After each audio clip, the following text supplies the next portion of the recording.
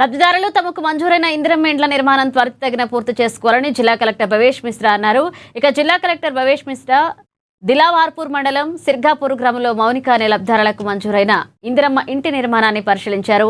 ఇప్పటి వరకు పూర్తి చేసిన ఇంటి నిర్మాణ పనుల వివరాలు, అయిన ఖర్చు, ప్రభుత్వం మంజూరు చేసిన నిధుల వివరాలను అడిగి తెలుసుకున్నారు. చివరి దశగా మిగిలి ఉన్న పనులను వెంటనే పూర్తి చేసుకోవాలన్నారు. హౌసింగ్ అధికారులతో మాట్లాడుతూ ఇంటి నిర్మాణాలు నాణ్యతగా ఉండేలాగా చూడాలని, తగు చర్యలు తీసుకోవాలని తెలిపారు.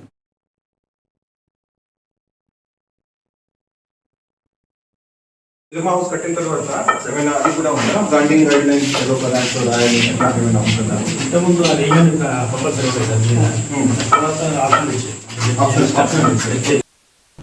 అనంతరం పట్టణంలోని ప్రభుత్వ సాధారణ ఆసుపత్రిలో ప్రజాపాలన ప్రగతి ప్రణాళిక కార్యక్రమంలో భాగంగా ఏర్పాటు చేసిన బాల భరోసా కార్యక్రమంలో జిల్లా కలెక్టర్ పాల్గొన్నారు. ఎదుగుదల నెమ్మదిగా ఉన్న చిన్నారుల ఆరోగ్య ఉన్నతికి బాల భరోసా కార్యక్రమం ఎంతగానో ఉపయోగకరంగా ఉంటుందన్నారు.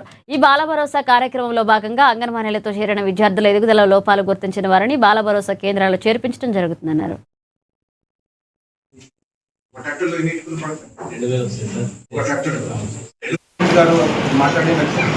మన పిల్లలకి పుట్టినరోజు నుంచి ఒక 5 సంవత్సరాలు కానీ 6 సంవత్సరాలు వయసు ఉన్నప్పుడు ఏమైనా సమస్య ఉంటే మనం RBSK కార్యక్రమం ద్వారా మన డాక్టర్స్ కన్సల్ట్ అంగన్వాడీ సెంటర్స్కి వెళ్ళి పిల్లల్ని చెక్ చేస్తారు.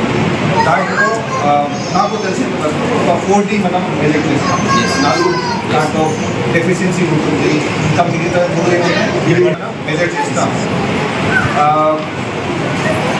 మొత్తం ఈ డెఫిషియన్సీ మెజర్ చేస్తే ఒక 30 కేటగిరీలో పిల్లల్ని డివైడ్ కూడా చేయడం జరుగుతుంది.